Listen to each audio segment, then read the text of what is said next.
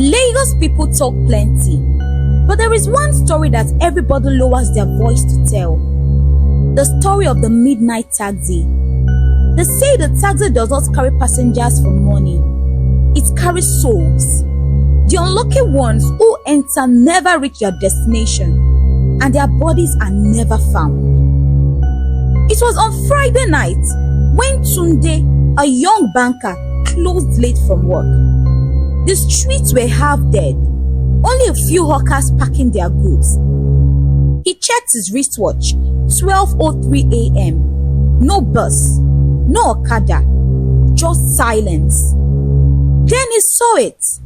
A shiny black taxi rolled out from nowhere, its headlights dim, its engine too quiet for a Lagos car.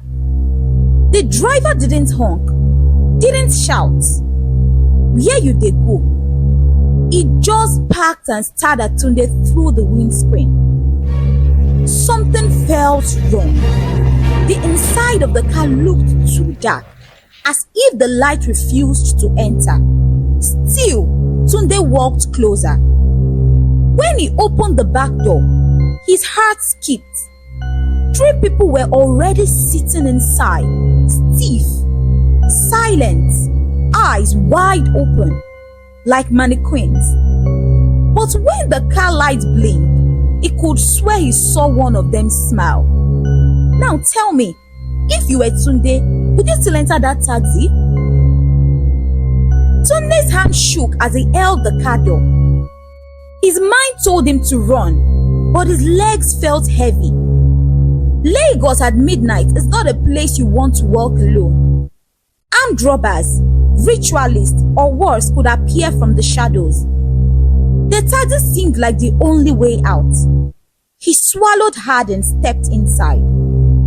The moment the door shut, the air changed. It was colder than Harmattan breeze.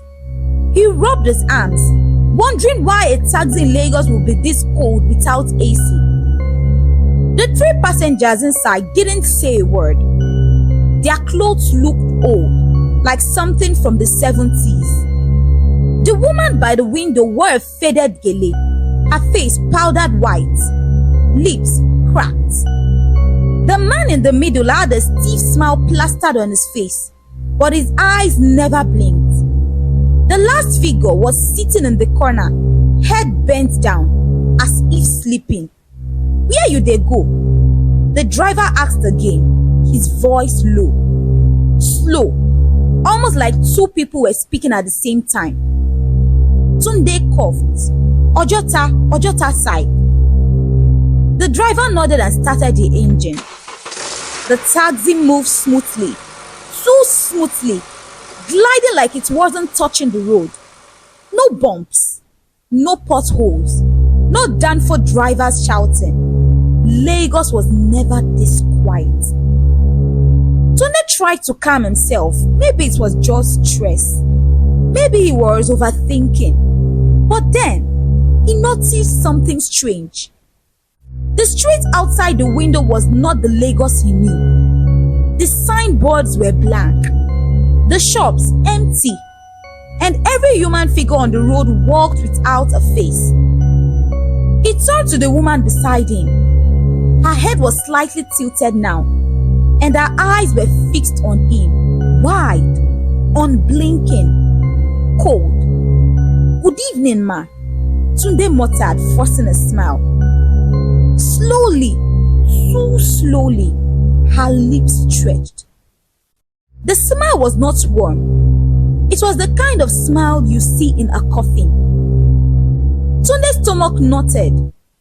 He reached for his phone, hoping to distract himself, maybe call someone. But when he pulled it out, the screen was cracked, shattered, as if someone had smashed it.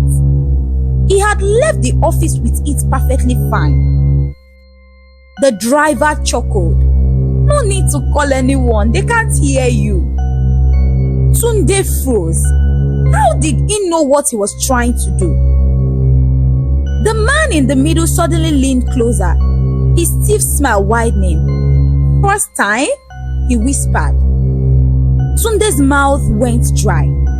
His body screamed at him to jump out. But when he glanced at the door handle, it was gone. Now tell me, if you were in Tunde's shoes, trapped in that taxi with no way out, what would you do?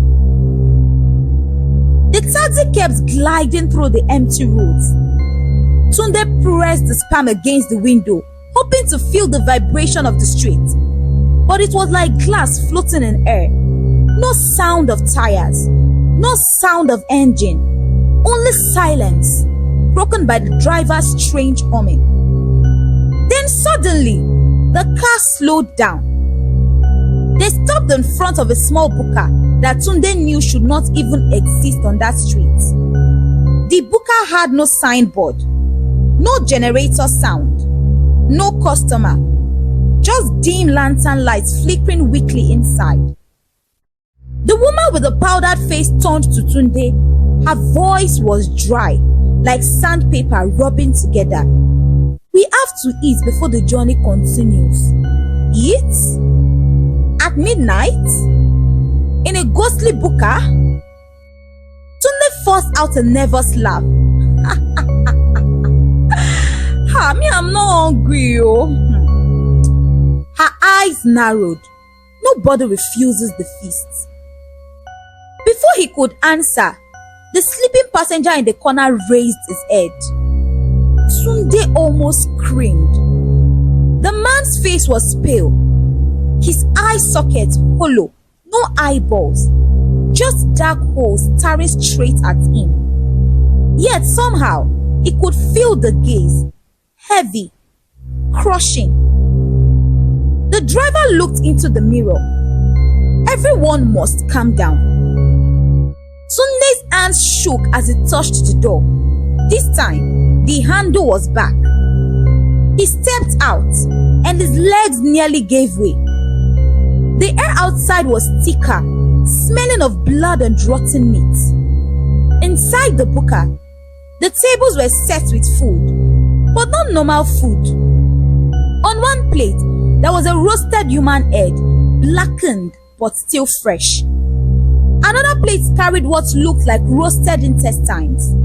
A pot boiled at the center, steam rising with a stench that made Tunde's eyes water. Sit, the driver commanded. The others sat without question. Tunde hesitated, but the hollow-eyed man patted the chair beside him. First time must eat, he whispered again. Tunde's chest tightened.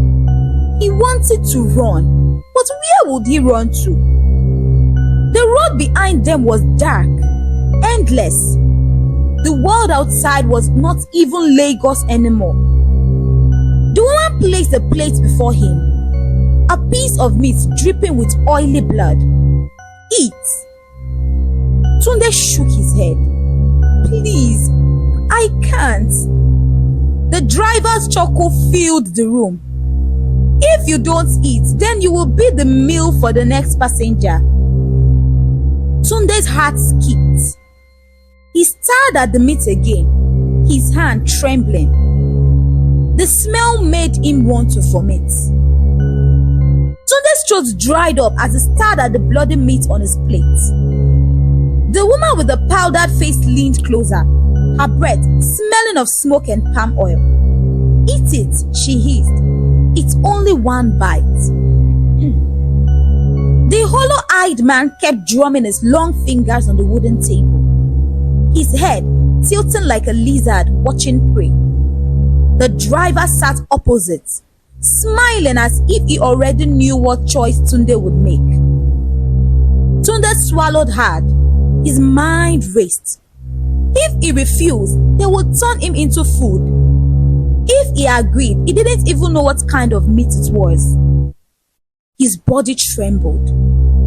Slowly, he lifted the fork.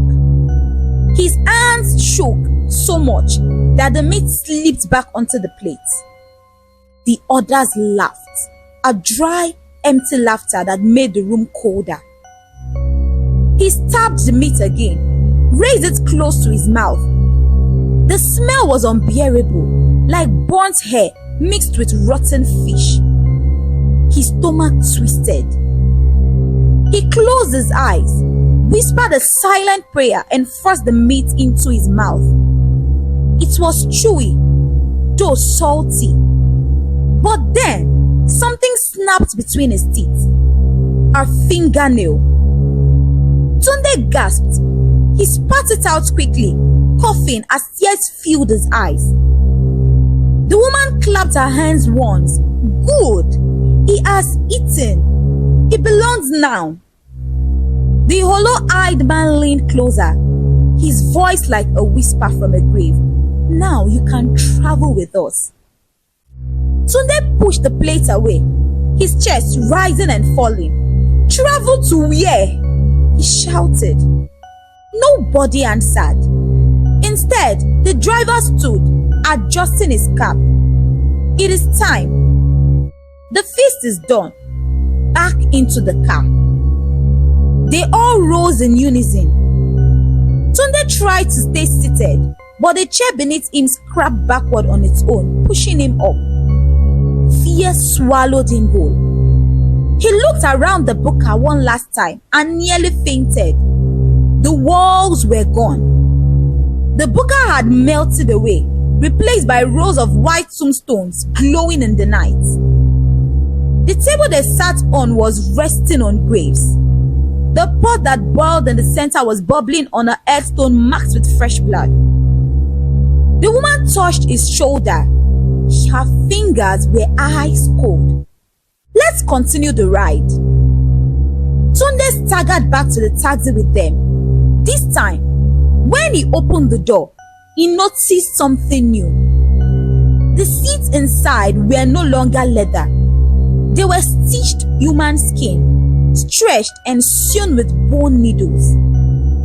His legs refused to move, but the hollow-eyed man smiled and said softly, "Sit, you have already tested what we are." Tunde's chest rose and fell like a man drowning. He stood frozen before the open taxi door, staring at the stitched leather seat made of human skin. The thought of sitting inside made bile rise to his throat. The driver's voice broke the silence. Calm, cold, certain. Enter or stay behind with the ones under the ground. Choose fast. As if on cue, the tombstones around the graveyard began to shift, one after another. Skeletal hands pushed out from the soil, fingernails cracked and muddy. The sound was horrible, like dry sticks snapping. The dead were crawling out, their eyeless sockets turning straight at Tunde. He panicked, his knees weakened. Run or enter? Both choices were death. The hollow-eyed man tilted his head, smiling. You already ate. You belong. Stop pretending. Tunde's mind screamed, but his body moved on its own. His foot lifted and stepped inside. The seat was cold and sticky, gripping his clothes like fresh tar. He wanted to scream, but his voice failed. The others entered too. The woman sat beside him, her dress brushing against his hand. He jerked, realizing her skin wasn't smooth. It was cracked, like a corpse dried in the sun.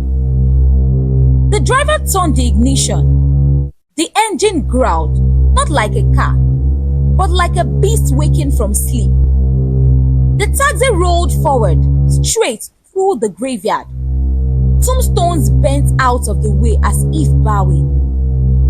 Tunde pressed his palms together, whispering prayers. God, I beg. If I survive this, I will never. His words shook when he looked out the window. The road had changed again. No longer Lagos streets. Now it was a long, endless path of red sand, lined with broken skulls instead of street lights. The sky above was blood red, the moon hanging low like a bleeding wound. Where are you taking me? Tunde finally asked, his voice cracking. The driver didn't answer.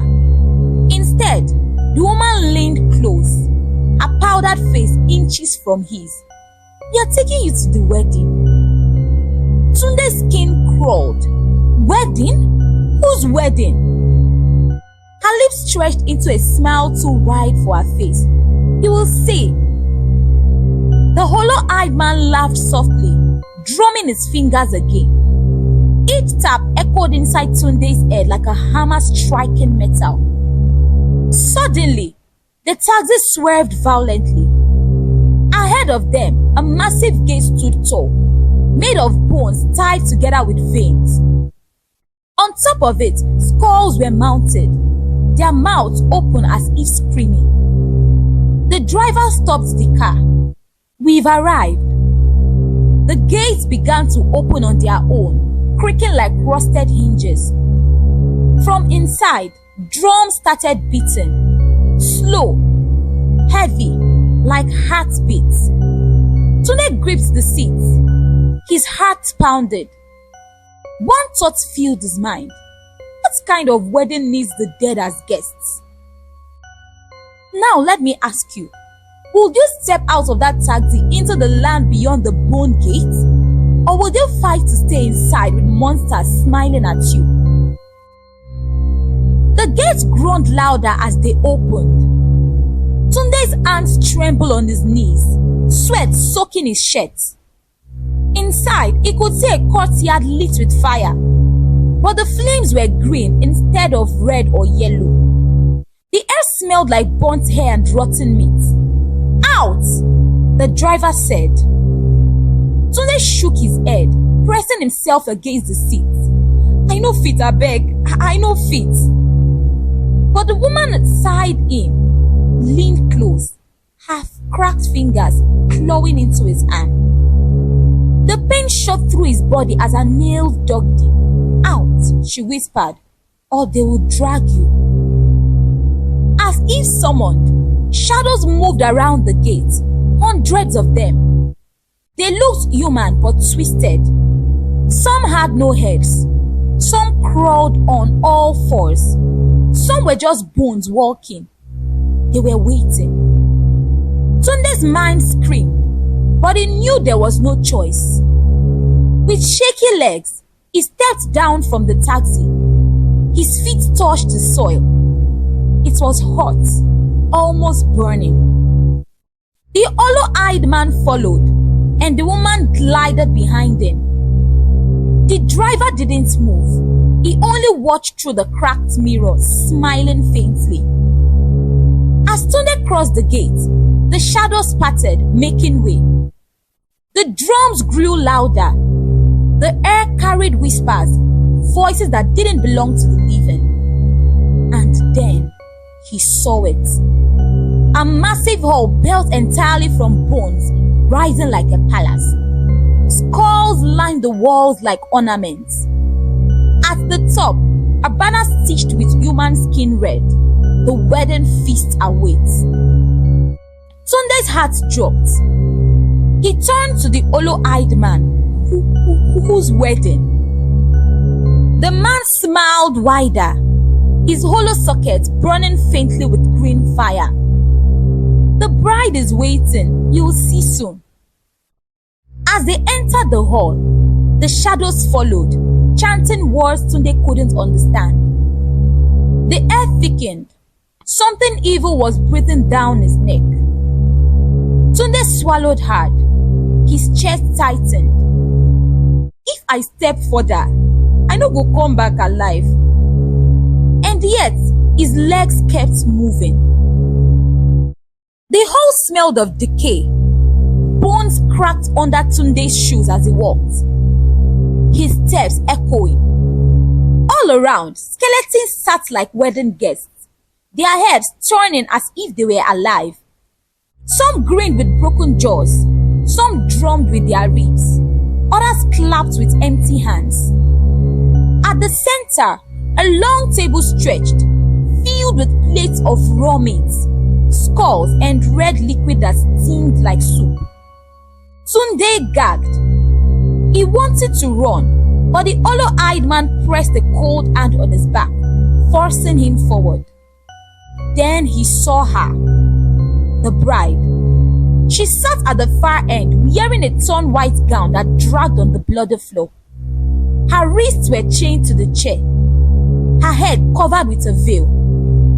She wasn't still. She struggled, jerking like a trapped animal. Who is she? Tunde whispered. The hollow-eyed man's voice rumbled. The bride is always chosen from the living. Tonight she will complete the feast. Tunde's knees weakened. He realized the bride was no spirit. She was human. Her muffled cry cut through the drumming. The skeleton crowd clapped louder. The chains rattled. The veil lifted slowly. Tunde's eyes froze when he saw the face. It was his ex-girlfriend Shade, who died in a car crash 2 years ago. But her eyes were alive, wide with terror. Tunde stumbled back. No, this no fit be true. The hollow-eyed man laughed. The dead gather, but only the living can bleed. Will you save her or sit and dine? The bride screamed. Tunde, don't let them. Her words were drowned by a horn that shook the entire hall. The feast was about to begin. The horn sounded again, deep and long. The skeletons rose to their feet, cheering with broken voices. Tunde's skin crawled. From the far end of the hall, the floor split open. Fire burst out, and a tall figure climbed forth. His skin was charred black. His eyes, two burning holes. On his head sat a crown of bones. His mouth stretched into a permanent grin. The hollow-eyed man knelt. The groom has come. Tunde's heart thundered. The groom's gaze swept across the hall, then stopped on him. You, the groom said, his voice echoing like thunder. You brought the bridegroom's blood. Tunde shook his head violently. No, I don't know anything. I don't belong here. The groom stretched his hand, and the chained bride screamed as fire wrapped around her chains. The hall glowed red. Every feast, the groom said, needs a bride, a groom, and a sacrifice. Tonight, you are chosen. The skeletons cheered louder, some pounding the table with skulls.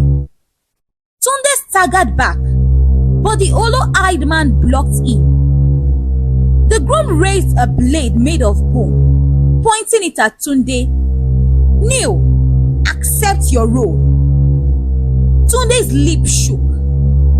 God, where are you? The groom smiled. Not here.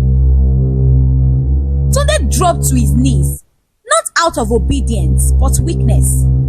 His chest pounded like a drum. He stared at the chained bride, her face wet with tears, her lips trembling. Help me, she mouthed. Tunde clenched his fists. He had to think. Running was impossible. Shadows blocked the door.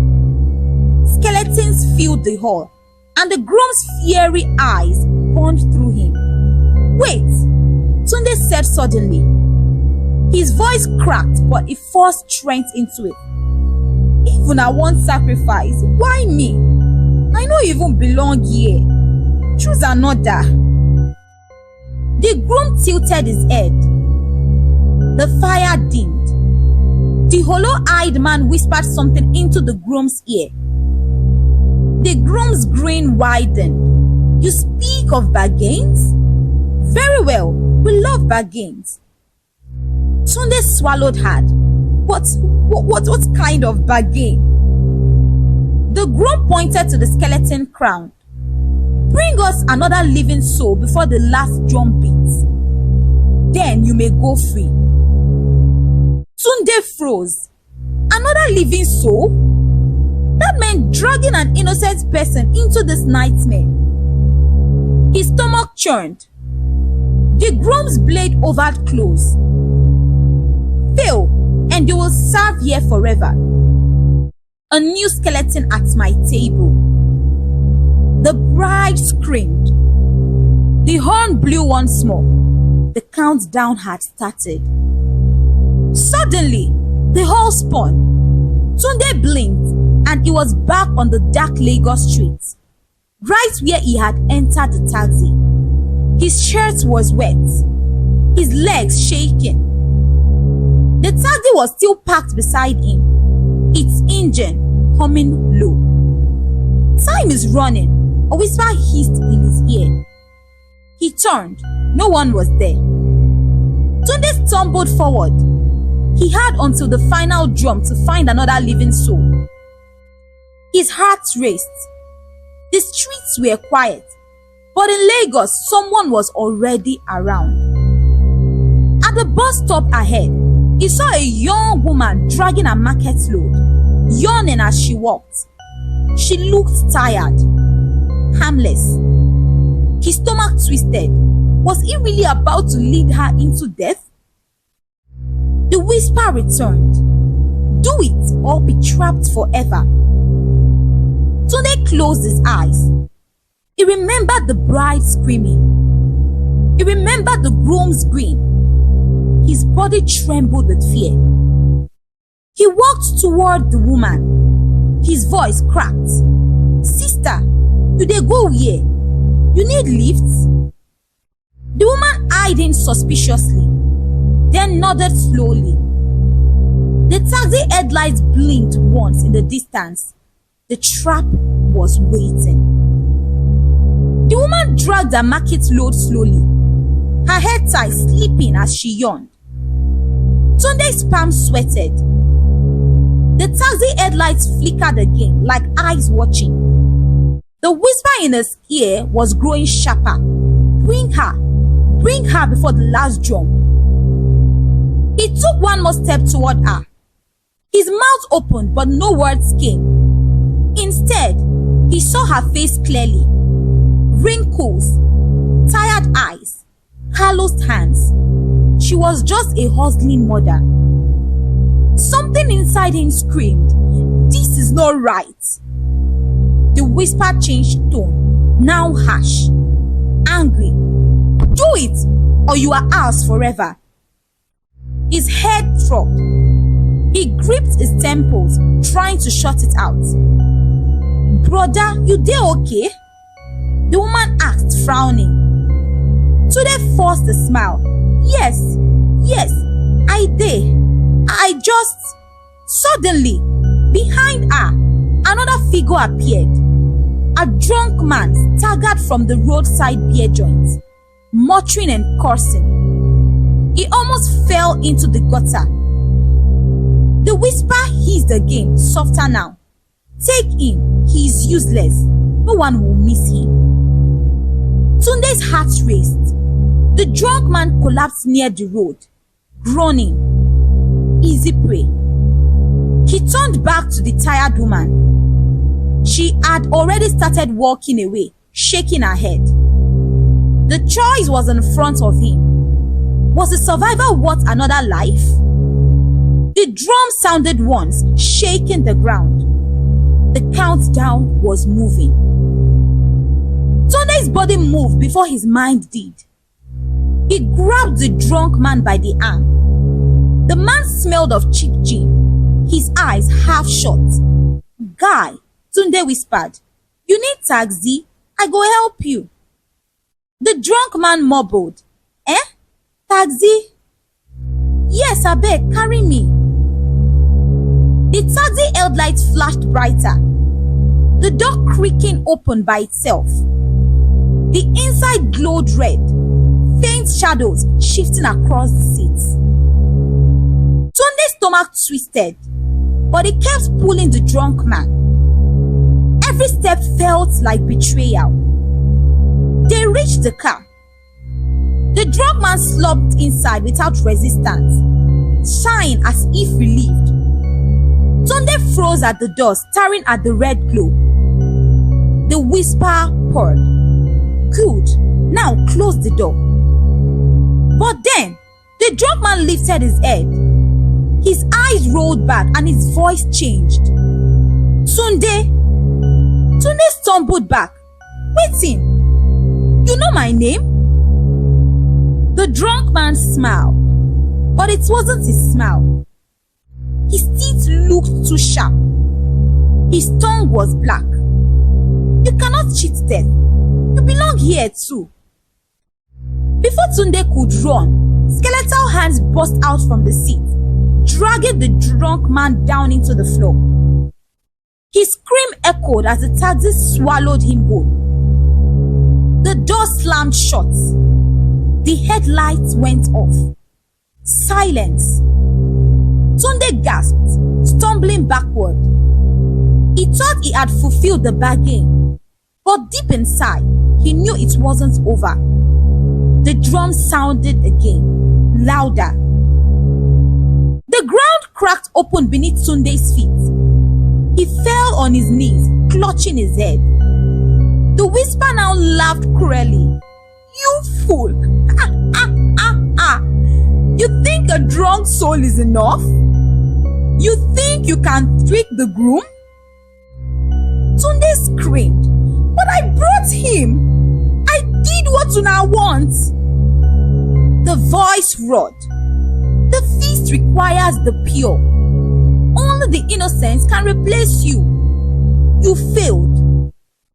Suddenly, the streets vanished. He was back in the fiery hall. Skeletons banged the door, their hollow laughter shaking the walls. The bride still sat in chains, her face pale, her eyes begging. The groom stepped forward, his blade dripping fire. You had a chance. You wasted it. Tunde's knees buckled. He crawled toward the bride. Please, let her go. Take me instead. The groom's grin widened. You cannot decide the rules. You are ours already. The bride shook her head violently.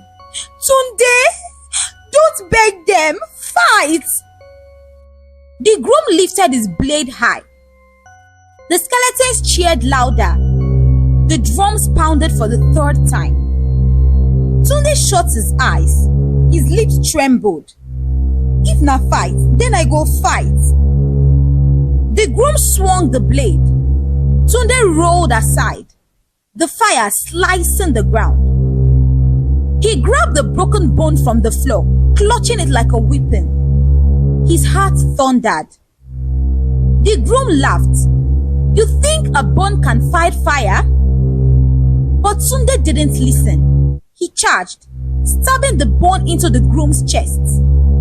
Sparks exploded, the hall shaking. The skeletons screamed in rage, their jaws rattling.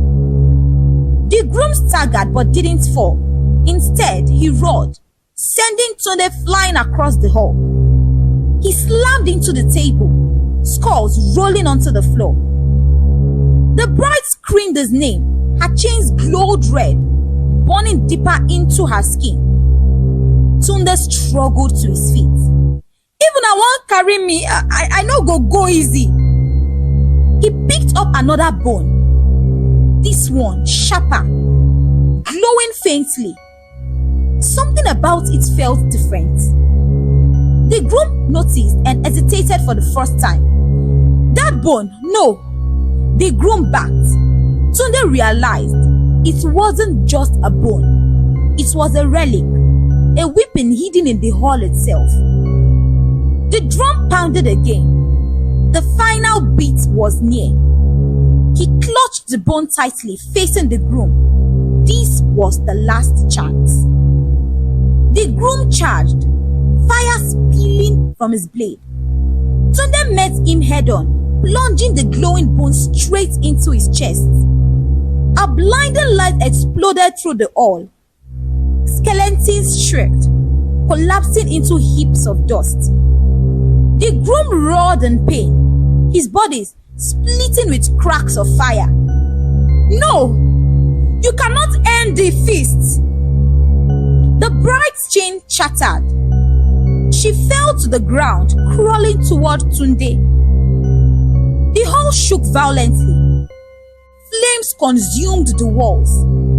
The horn sounded for the last time, but instead of summoning, it shattered the entire place. Tunde grabbed the bride's hand. Together, they ran toward the collapsing door. The groom's voice thundered behind them. You will ride again. The taxi will find you. They leapt through the door. Suddenly, Tunde woke up on the Lagos streets. The bride beside him breathing hard. The taxi was gone. The road was silent. Are we free? She whispered. Tunde looked around for a moment. It felt real. Safe. But then, he had it. A faint honk behind him. He turned. Headlights glowed in the distance. The taxi was back, rolling slowly toward them. The bride gasped. Tunde's blood ran cold. Some rides never end. Like and comment if you enjoyed this story. Bye for now.